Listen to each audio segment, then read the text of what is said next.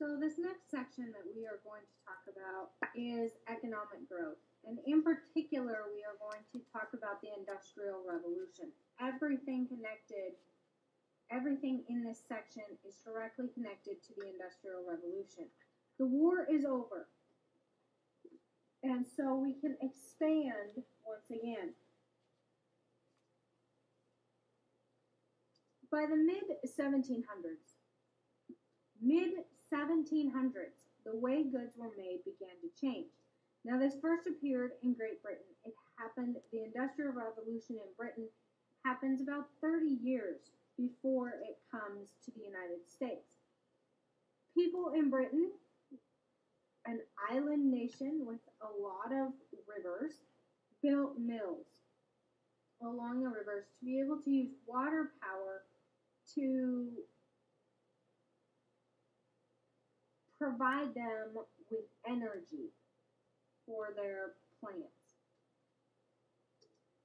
People left homes and farms to work in the mills and earn wages. And this is really what we call the Industrial Revolution, a vocabulary term. It's a time when people leave home to go to work. They're earning money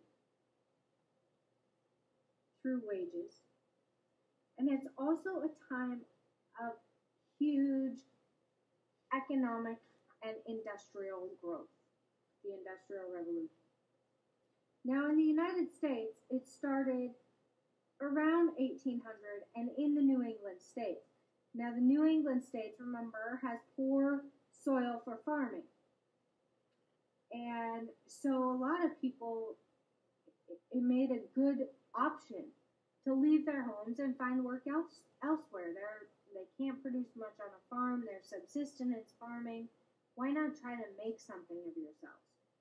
The geographic location was also perfect in the New England states. They had a lot of rushing rivers and streams to use water power, again, like they had used in Britain. Other natural resources, trees, for instance, to build your mill was very important. A lot of ports to easily ship your products in. Most importantly, however, merchants in New England had money. They had capital. They had the means to invest. And their capital was essential. You need money to build machines and to build industries. And so this was very important and vital to expanding in the New England states.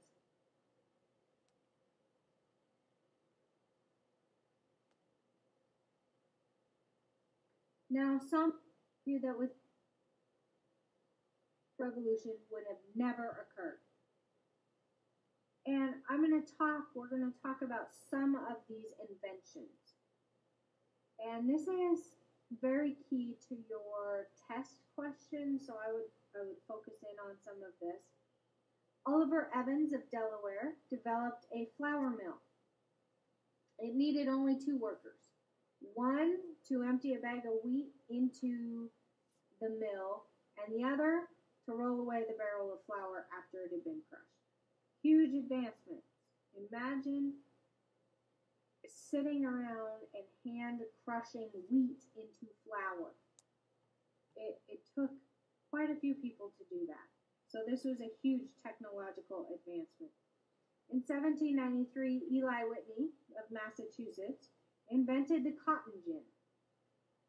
Now, cotton has a seed in it, and people, prior to the invention of the cotton gin, would have to pull these seeds from the cotton fiber by hand.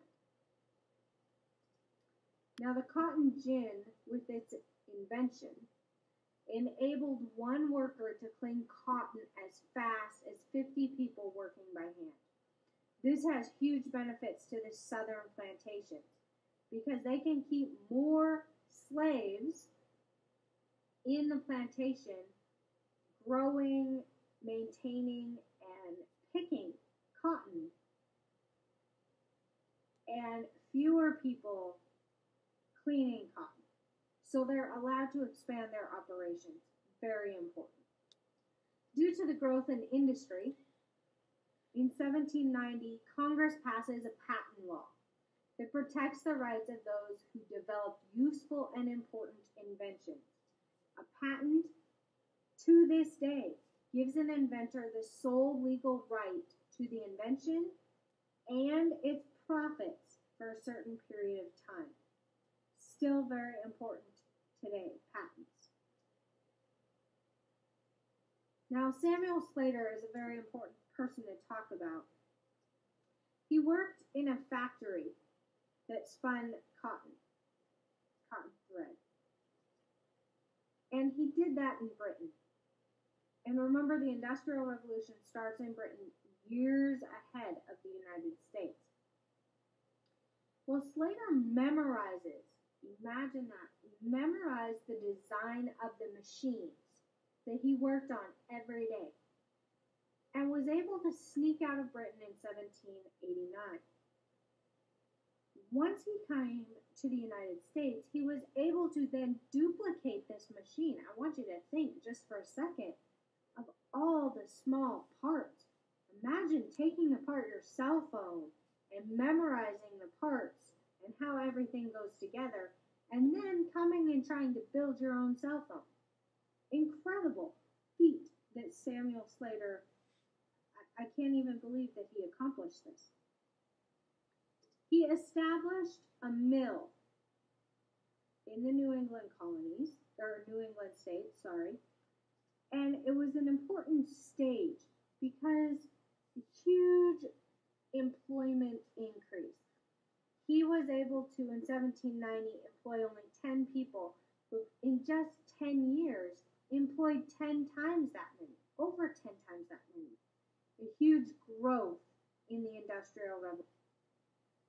Now, we're going to talk about Francis Cabot Lowell as well. He was very important to the textile companies as part of the Industrial Revolution. In 1811, he went to Great Britain and made detailed drawings of the factories and the machines that he saw in Great Britain.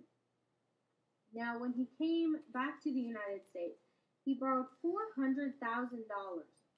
$400,000 in 1811. I can't even imagine how many millions and millions of dollars that is right now. And he built his own company.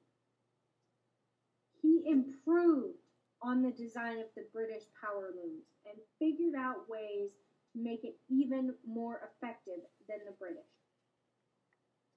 In 1814, he opened a textile plant in Massachusetts, and his major improvement to the factory system from Britain was he created a new arrangement in which all processes are under the same roof.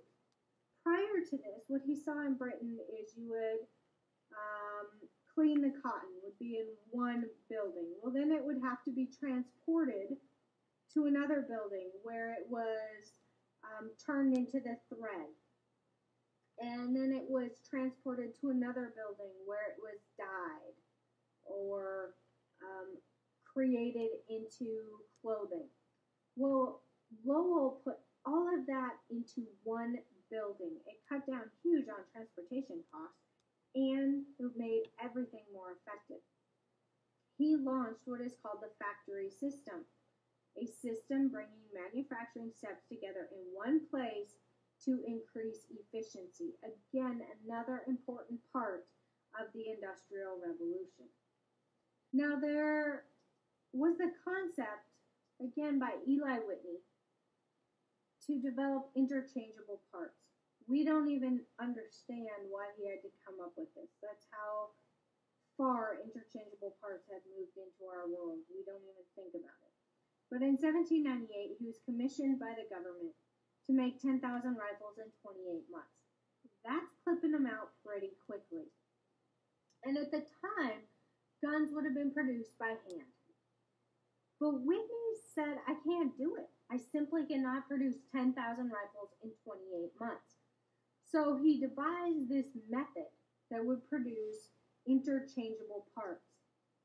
That means you make large quantities of uniform pieces that could replace any other identical piece. The easiest one that I can think of and say as an example is a tire. You take a tire off, you put a tire on. It's interchangeable. But everything that we have today that I can think of has an interchangeable part, an identical piece. They pluck them out in the factories, millions and millions of the same piece, and pluck it together. You lose that piece, you go to the factory, you get a new one. Interchangeable parts change how manufacturing was done. It also, if you think about it, lowers the cost of many of these products because interchangeable parts can be produced quickly and efficiently and not by hand. Instead, factories can do it, machines can do it, and they can do it quicker. Well, so far we have been focused in on the Industrial Revolution in the North, but agriculture also expands, and it is due to the Industrial Revolution. Southern plantation owners, we know, used slaves, and once the cotton gin, which I talked about a bit when we were on the cotton gin slide, it encouraged planters to raise larger crops. And in fact, from 1790 to 1820, cotton production rose from 3,000 bales a year to 300,000 bales a year. A huge boom in agriculture. And that's just in cotton. It's doing the same thing in all agricultural products because they can do things more efficiently, quicker, and production is easier. So what does all of this mean? Really, it means that the United States is able to become more independent economically. We can support ourselves due to the increase in technology. As more cotton and wool factories went into operation, we became less reliant upon British-made clothing. Instead, we can produce our own. It's vital. It's extremely important that the United States becomes economically independent. We can become a global factor because we don't have to have clothing made from Britain. We can build it ourselves. We are no longer dependent upon anybody else to provide for us. We can do it on our own. So we're at the end of this section, and here's your journal question. Do you think that new technology was necessary for the Industrial Revolution to take place? And as you know, you need to explain why, and you should probably include some examples in there. I gave you quite a few examples of different technologies, and you need to explain if you think that technology was necessary.